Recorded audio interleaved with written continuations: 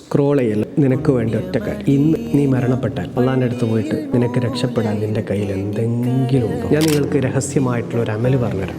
ആരും അറിയണ്ട, വളരെ സിമ്പിളായിട്ട് നമുക്ക് രക്ഷപ്പെടാൻ പറ്റുന്ന നല്ലൊരു അമൽ. നബി സല്ലല്ലാഹു അലൈഹി വസല്ലമ തങ്ങളുടെ പേരിലുള്ള സ്വലാത്താണ്. എല്ലാ അമലുകളെക്കാട്ടിലും ഒരുപക്ഷെ നമുക്ക് രക്ഷപ്പെടാനുള്ള വലിയൊരു സ്കോപ്പായിരിക്കും അത്. എത്രയോ കൂട്ടുകാരികളുണ്ട് സ്വലാത്തുകൾ പതിവാക്കിയിട്ട് മാനസികമായിട്ടും ഭൗതികമായിട്ടും മനസ്സിലെ ഏറ്റവും നല്ല ആശ്വാസവും ആനന്ദവും നേടിക്കൊണ്ടിരിക്കുന്ന എത്രയോ പേരുണ്ട്.